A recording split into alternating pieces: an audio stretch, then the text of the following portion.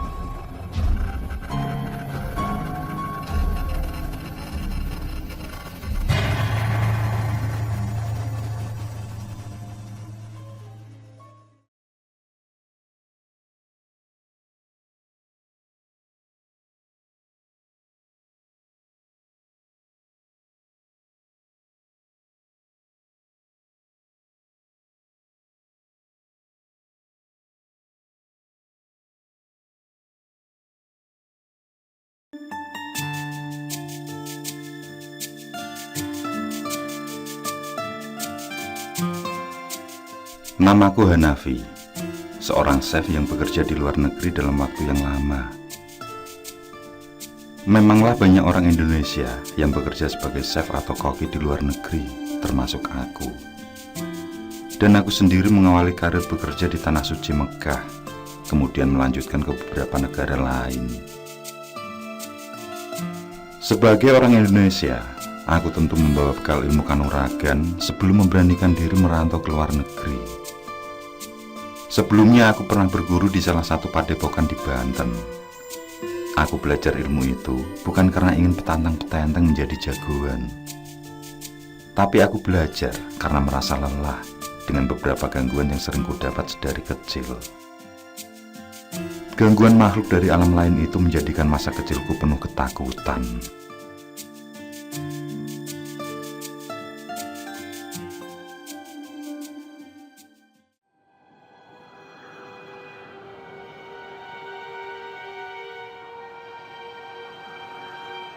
Jadi ketika masih TK, aku pernah menderita sakit parah sampai detak jantungku berhenti.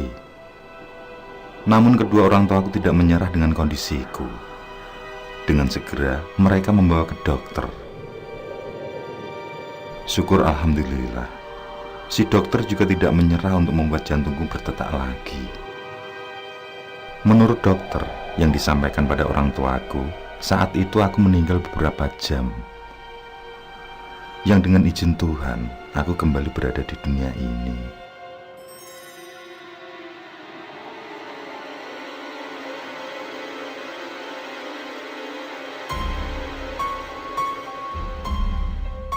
Namun beberapa bulan setelah itu, aku jadi sering merasakan hal-hal aneh. Terkadang di pohon jambu depan rumah, aku melihat sosok perempuan berambut panjang.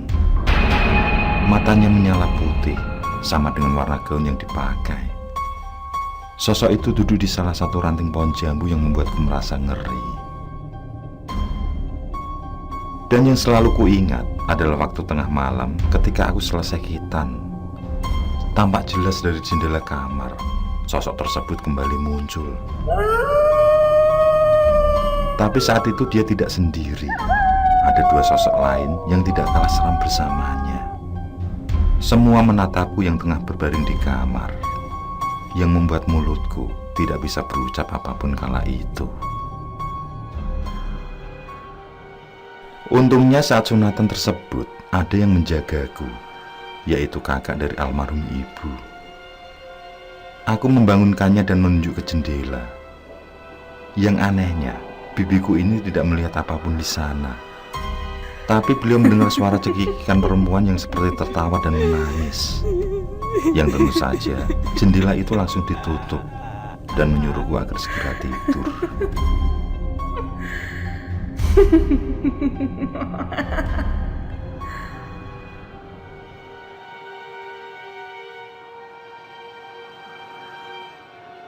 Penampakan yang sering terlihat membuatku dihinggapi rasa takut yang sangat. Aku selalu menghindar tiap kali makhluk tak kasat mata menampakkan wujudnya. Dan selalu saja tidak ada yang percaya setiap kali aku bercerita. Teman-teman menuduh kalau aku hanya menakut-nakuti mereka. Yang akhirnya aku coba untuk melawan rasa takut sendirian. Dan nyatanya sangatlah sulit aku melakukan itu.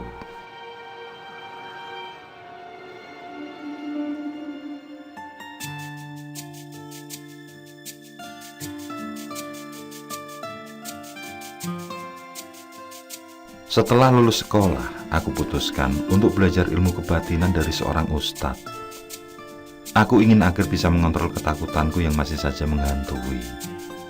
Dan dari sanalah, aku mempunyai bekal ilmu batin untuk kubawa merantau. Begitulah bagaimana aku bisa mengontrol kekuatanku.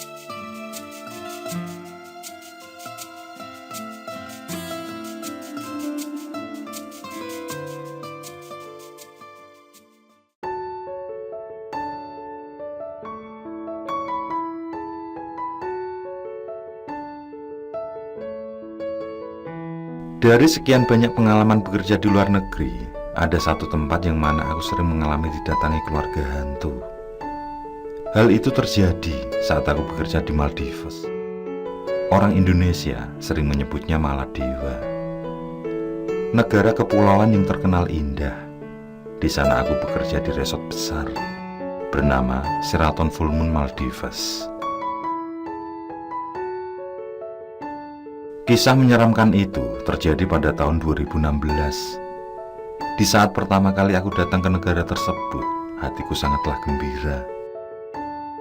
Karena setelah lama bekerja di negara Timur Tengah, akhirnya aku bisa merasakan bekerja di negara pantai. Bekerja layaknya turis yang berlibur. Itulah pikirku dan anganku.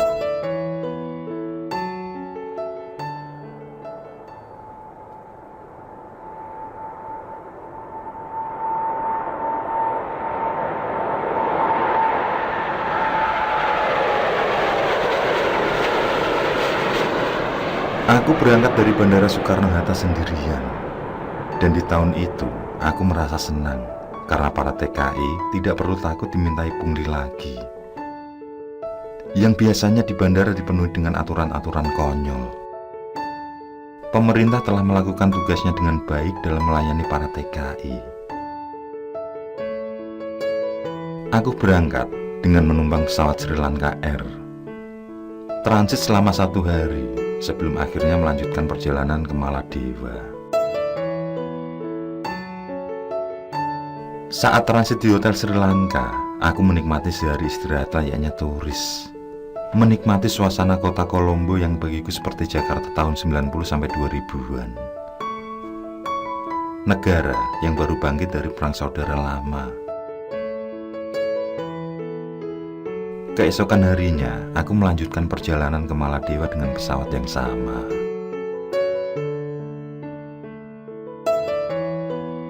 Saat pertama kali menginjakkan kaki di Maladewa, lihat indahnya pantai dengan pasir putih, juga air laut yang berwarna biru. Sementara, untuk mencari resort aku mesti menaiki bis. Sedangkan yang dimaksud dengan bis bagi orang sini adalah transportasi air, yaitu kapal yang bisa membawa puluhan orang. Begitu sampai, aku langsung disambut oleh Mr. Ahmad. Beliau adalah orang dari HRD.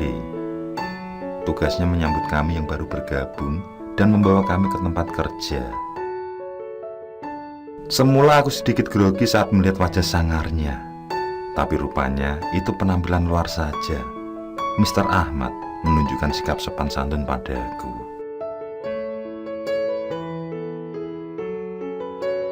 Tibalah aku di kamar yang akan kutinggali, di mana ada 4 orang yang berada di sana termasuk aku. Ketiga teman itu langsung memperkenalkan diri saat melihatku masuk. Ada Anthony dari Filipina, Raj dari India, dan Kaminda dari Sri Lanka. Mereka bekerja di departemen yang lain dan bukan di dapur sepertiku.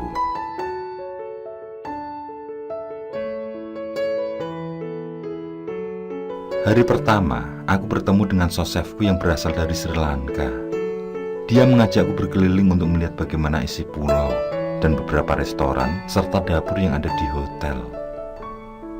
Di saat itulah, sekilas aku melihat keluarga yang tengah bermain di restoran.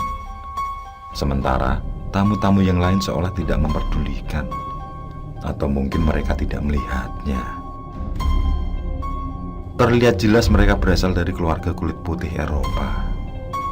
Saat itu, mereka tengah asik duduk di sofa pojok kanan restoran, tempat yang sering digunakan para tamu untuk menunggu jika restoran penuh. Sementara ketiga anaknya asik berlarian di antara orang-orang yang acuh pada mereka. Pada awalnya, aku sudah merasakan ada yang tidak wajar. Namun karena aku sedang fokus, jadi aku tidak memperdulikannya.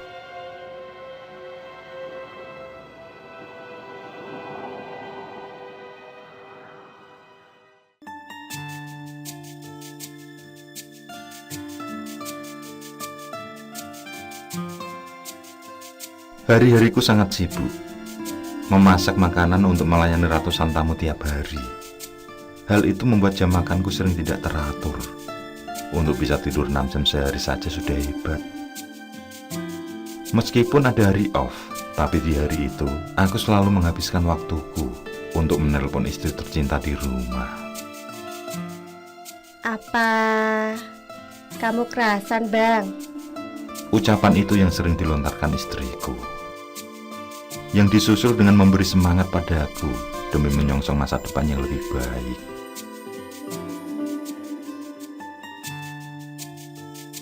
Suatu saat, shiftku dipindahkan ke malam, yang mana kalau shift malam, maka tugasku adalah mempersiapkan preparasi dapur untuk sarapan dan makan siang.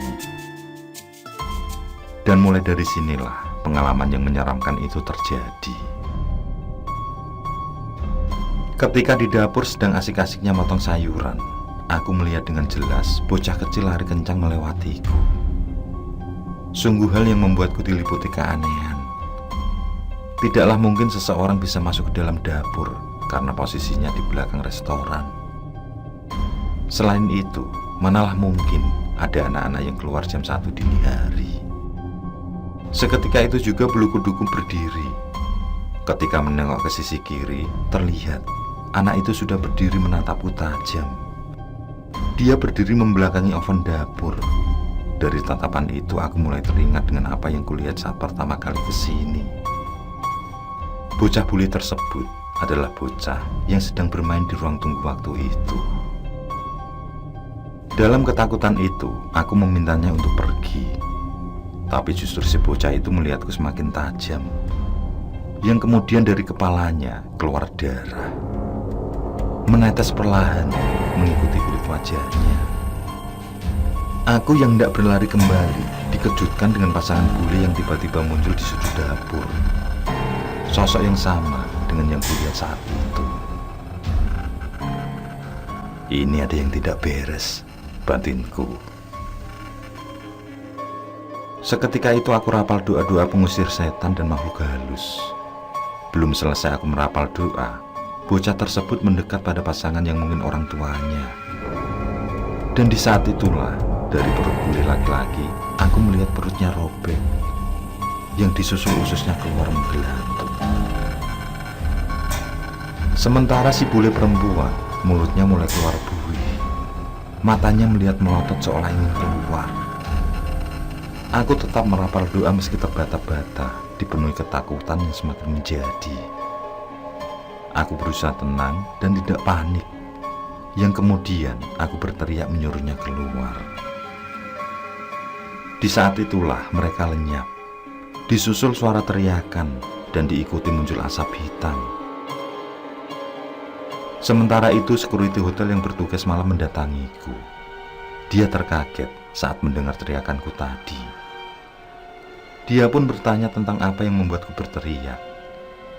Dan tanpa kuduga, security itu percaya padaku. Jarang-jarang ada orang yang paham akan dunia lain. Dan kebanyakan orang yang kuberitahu tidaklah percaya adanya penampakan. Ternyata petugas keamanan itu sudah bekerja sejak resort itu dibangun.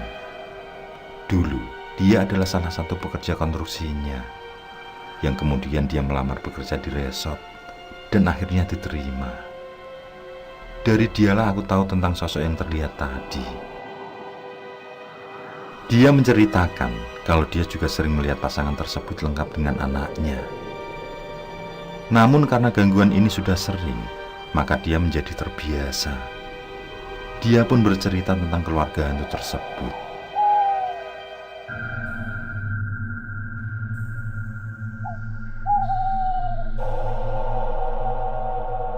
Dulu ada pasangan dari Jerman yang sedang berlibur.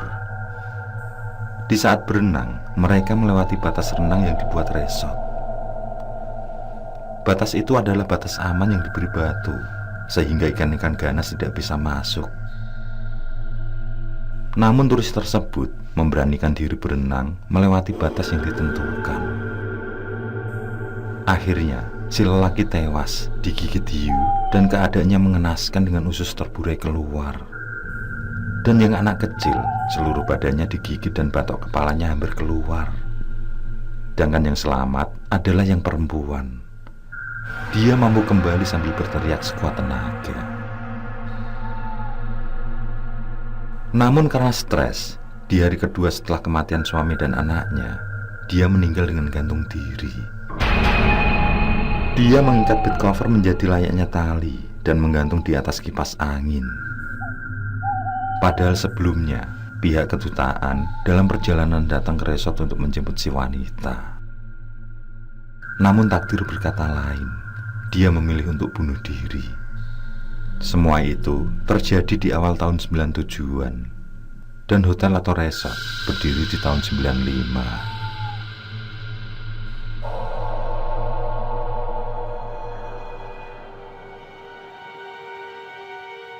Security berkata kalau selama ini hanya aku saja yang melihat penampakan itu secara nyata. Kemudian kami coba cek di layar CCTV. Tapi tidak terlihat penampakan itu. Hanya terlihat aku yang dalam keadaan tegang sambil merapal doa.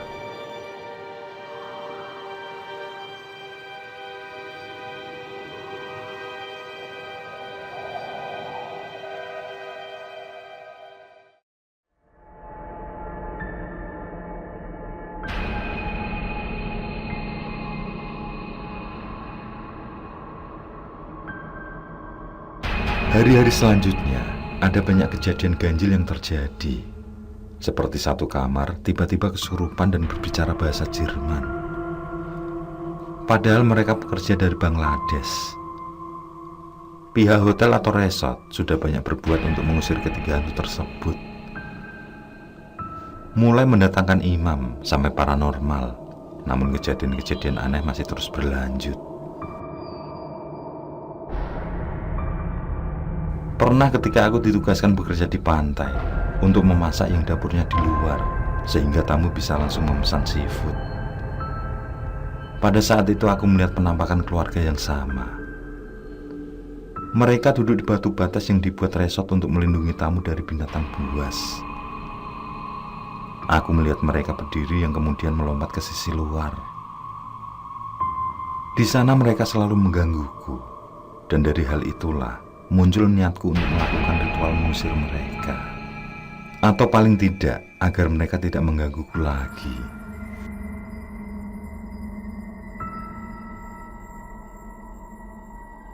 Pada hari di mana aku off dan teman sekamarku bekerja, aku beranikan diri untuk memulai ritual. Aku mulai memanjatkan doa, memanggil makhluk halus. Lalu ku fokuskan pikiran sambil menenangkan diri dari ketakutan. Dan benar saja, mereka muncul tepat di depanku. Seketika itu lampu kamar menjadi redup, sekeliling menjadi senyap. Padahal orang di kamar sebelah sedang melakukan pesta bersama teman-temannya. Namun ketika sosok itu datang, semua menjadi senyap.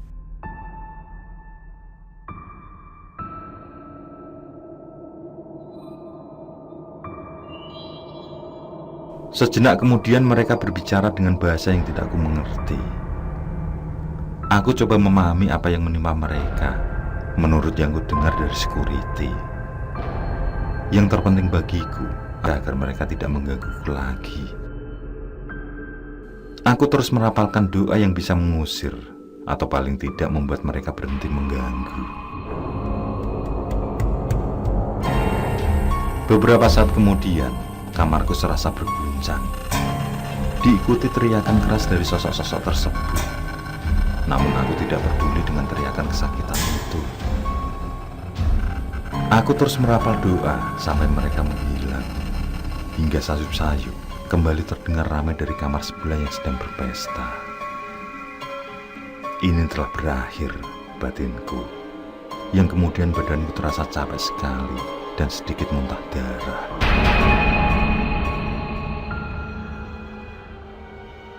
Setelahnya, aku menelepon guruku, kemudian menceritakan semua, sambil meminta agar beliau ikut membantu dari jarak jauh. Dan guruku bilang kalau mereka tidak akan menggangguku lagi. Syukurlah batinku. Sejak saat itu, aku tidak lagi melihat penampakan sosok tersebut, yang akhirnya aku bisa bekerja dengan tenang. Tidak akan kulihat lagi pasangan itu, yang mana lelakinya berusia sekitar 50 tahun dengan perut robek dan usus keluar. Sedang yang wanita, matanya melotot dan mulutnya berbuih.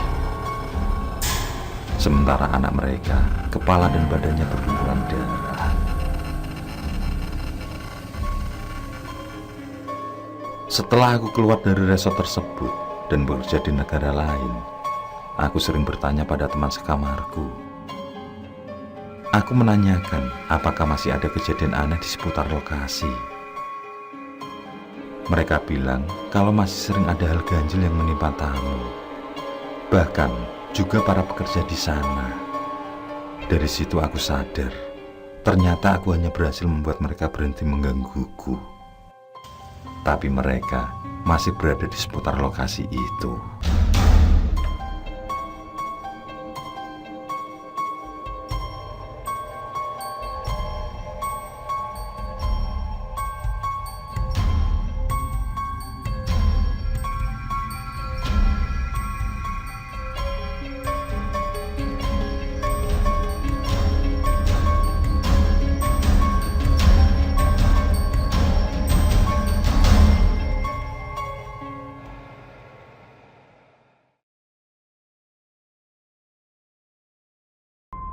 Oke, saya kira cukup cerita kali ini. Untuk cerita-cerita lainnya, silahkan buka di bagian video dalam channel ini, di playlist cerita bergambar. Sekali lagi terima kasih ya. Jangan lupa like, komen, share juga boleh. Dan untuk yang belum subscribe, langsung klik tombol subscribe. Semangat berkarya. Akhirul kalam, wassalamualaikum warahmatullahi wabarakatuh.